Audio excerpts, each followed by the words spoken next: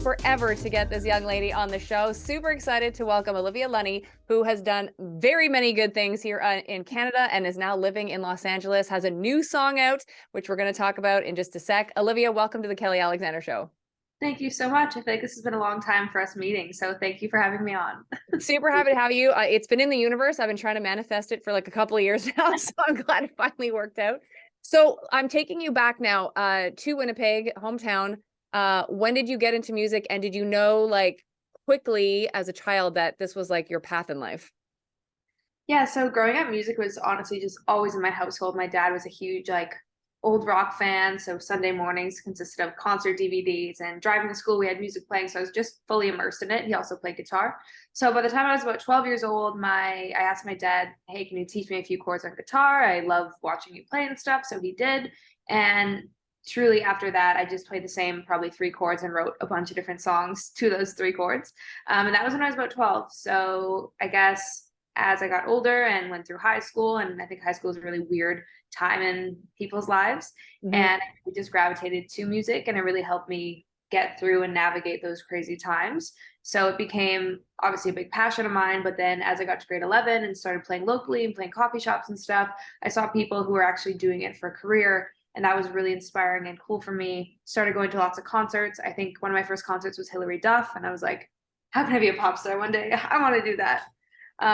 Which seems unrealistic, but I mean, slowly but surely, dreams are slowly coming true. I got a long way to go, but yeah. So I mean, I can't see myself doing anything but music. It's truly an extension of just me as Olivia. So for people who don't know too, like you're from Winnipeg, which is obviously a major city in Canada, but it's kind of like out of the way, I would say, of hub stuff like music industry. Absolutely. Yeah. Absolutely. Yes. Yeah. So because it's kind of like Toronto, Vancouver, Montreal, like those are the big ones I would say. And so how did you know that you needed to go to Toronto and get to the big, and was it a hard decision to leave your hometown? I actually didn't really know. I think it happened very naturally in my life. So I apologize for my text message. Um, yeah, so I started playing in Winnipeg, and Winnipeg does have a really amazing music scene, but not primarily for pop music. I would say it was more folk, more indie. We have amazing folk festivals. And then I got scouted to be on a TV show called The Launch, and that naturally brought me to Toronto to film and do the show. And obviously, through winning the show, I got to do some really incredible things. And after that show, I kind of just started meeting people, and my collaborators, everyone lived in Toronto. So it felt natural for me to be in Toronto. But there's still so many incredible Winnipeg musicians, honestly. Like every day, every time I go back, I'm like, oh my gosh, I can't keep up. So many incredible people come from Winnipeg randomly. And I think it's because we're all freezing in the winter and we just sit inside and write music or something. But yeah, Toronto, I mean, Montreal, I haven't actually explored a lot. I think I might have played one show there, but yeah, Canada's amazing. We have so much talent.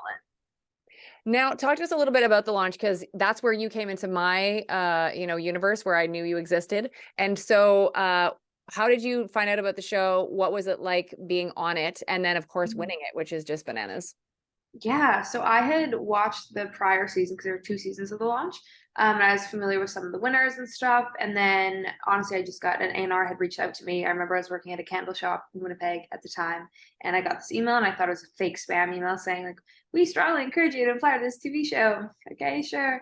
So I did submit my audition tape, and they reached out and they said they wanted to, fly me to Toronto and go through the whole audition process. And I guess, yeah, then I won randomly. But I think something like that is truly such a whirlwind, and in the moment you don't even really know what's going on. You're like, what is the task at hand? What do I have to do next? So I definitely got to absorb it after the process, but during it was just everything was chaos. Can you tell us a little bit too about, because they had some I know pretty important people in the music industry attached to that show. Yes. What doors were open for you, or at least kind of maybe like open to crack, that you then went through? Because now obviously you're in Los Angeles, which we're going to talk about in a second, but I'm Sure. assuming doors were open on some level being on that show. Oh, absolutely. So my mentors at the time, so Scott Bruschetta, who is Jan Arden, which to this day she still kind of interacts with me on social. She's a sweetheart, love her so much. Sean Frank, and through Sean Frank, I actually met my collaborator and my producer. We've been working together and collaborating for probably 4 years now since The Launch. His name's AJ Healy. So through the show, I met him. And yeah, just so many people who I think in that moment maybe it was even premature, but now that, let's say I'm in Los Angeles, now I can reach out and say, hey, oh my gosh, we met through the launch and then we've connected now. So it's been, yeah, a very full circle and cool moment. But I'm really grateful to that show. Honestly, my experience was so positive and it was just run so properly and amazing. And what did it feel like at the time? Because I know we were playing the single I Got You on Virgin Montreal, which is where I work. What did it feel like hearing your song on the radio for the first time? Wild, crazy. And of course, being from Winnipeg, they were so supportive. So when I was home, I had filmed in Toronto, done all that stuff. I landed and I heard the song. They were playing it so much too. I would hear it on 2 different stations at one point. I was like, this is crazy. But yeah, definitely just a wild, surreal moment for sure. Being in Toronto, you know, a lot of people, especially now, I find like stay there in Canada. Like if you are Canadian, like you will stay there because the scene's getting so big. There's so many great Yeah, of producers that are from there. So course. tell us why you decided to make the move to Los Angeles. Yeah, I think similarly to how the progression was Winnipeg to Toronto, I think in my life, naturally, it kind of ended up being Toronto, LA. And I started, coming for a week at a time and then a month at a time. And then, I mean, in the winter, obviously, love the sunshine. It was 2, 3 months at a time. And as a Canadian, you can only have those 6 months in the US, right?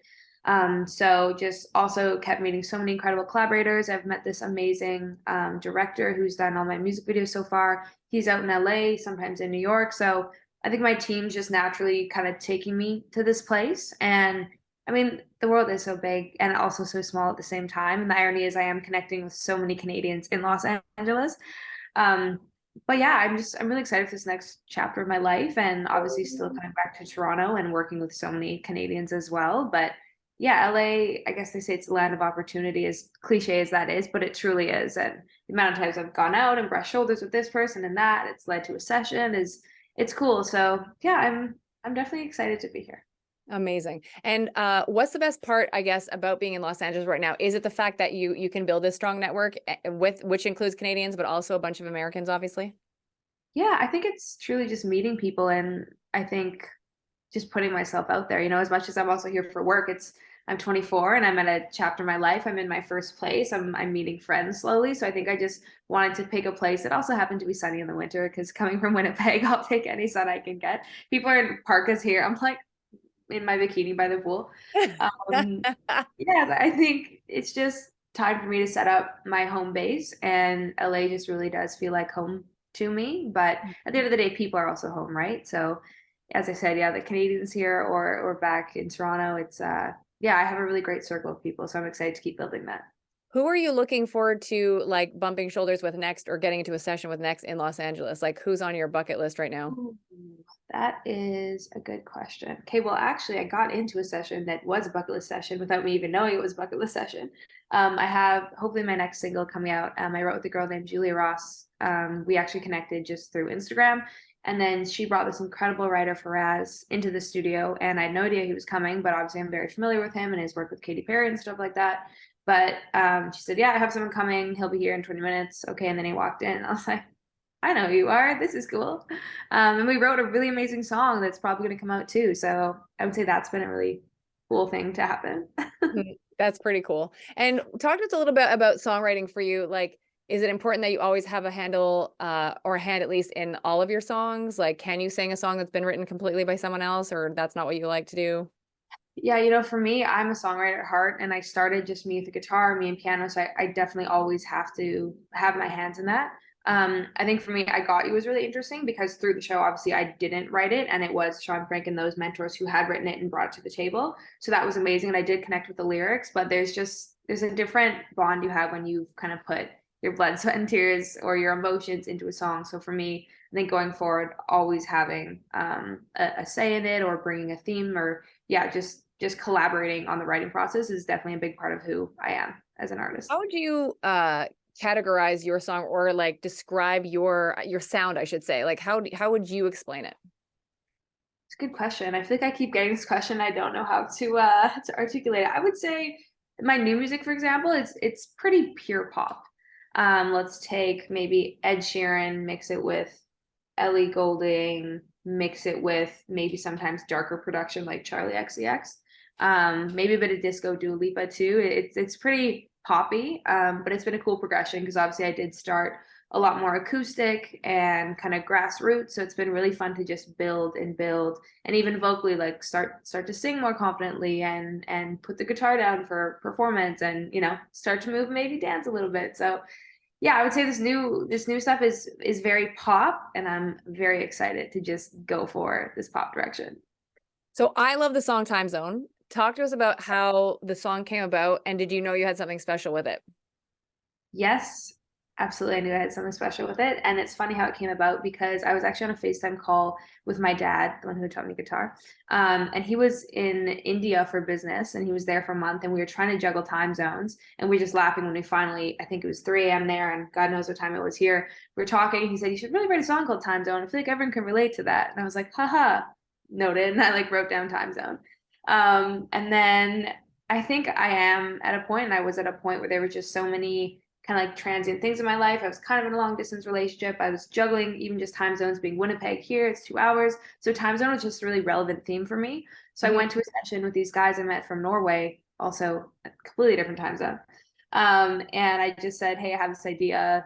It's like, "Get on my time zone, come to the West Coast." And they're like, "That's cool. Let's write a song." And it kind of just fell out of me and all of us. And in probably 3 hours, it was written. And it actually started as a really acoustic-y kind of piano song.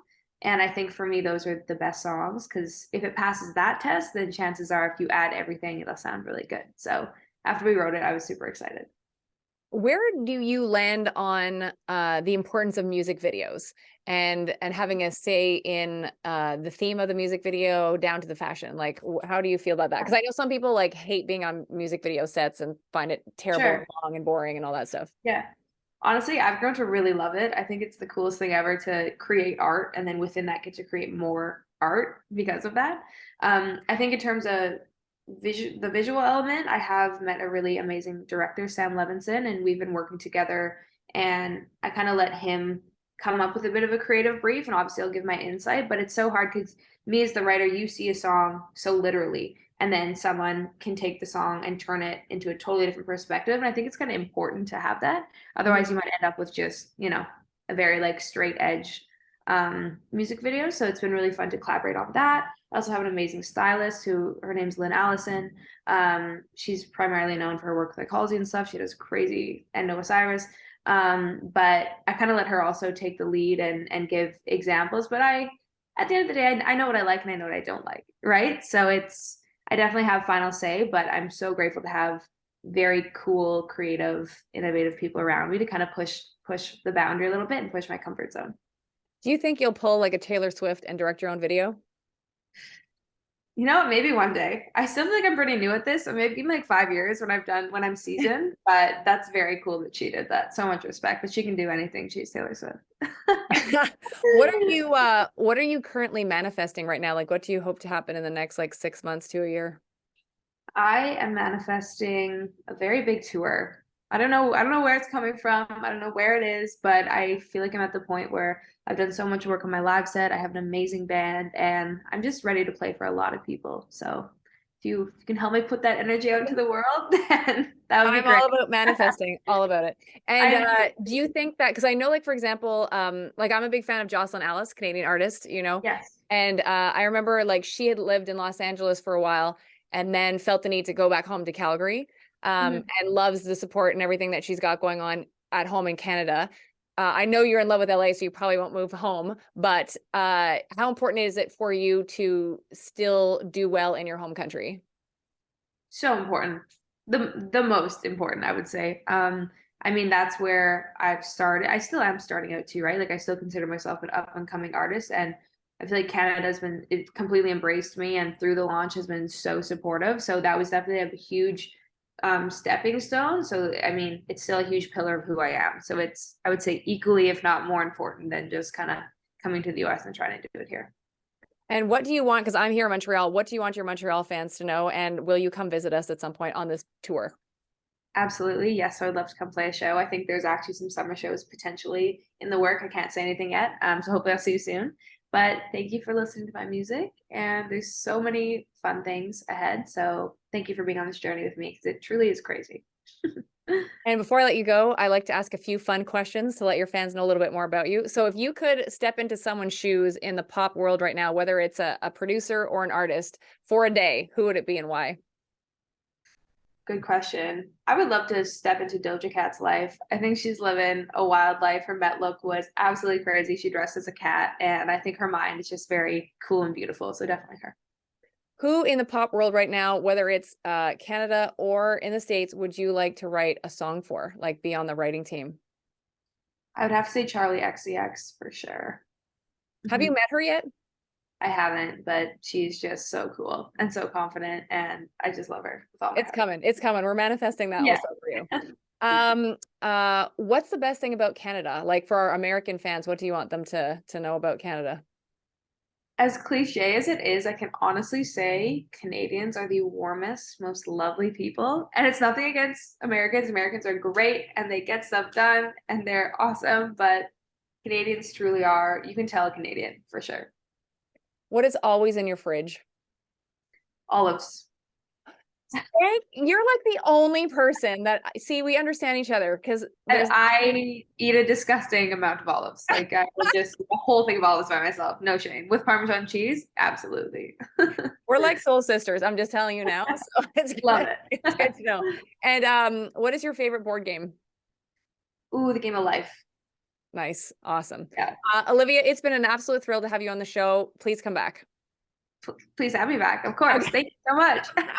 Amazing. That is Olivia Lunny. Make sure you check out her website, olivialunny.com, to grab all of her social media and, of course, support her new single, Time Zone. Hey, it's Kelly, and I just want to take a moment to thank you so much for all of the support that you continue to show The Kelly Alexander Show and our latest program, Just Dance, that I co-host with award-winning choreographer Tina Landon. We've been having so much fun on Just Dance, and we'd love for you to be a part of it. We've done interviews with Brian and Scott Nicholson, who work with Ariana Grande, RJ and Nick, who work with Pink and Katy Perry, Luther Brown, who works with our girl Janet Jackson, and the list goes on. And we also have many surprises coming for you in this coming year. So please sign up and join us to have lots of fun. hy.page/Kelly Alexander Show, our YouTube channel as well, youtube.com/Kelly Alexander Show, and our newsletter, which is kellyalexandershow.com/subscribe.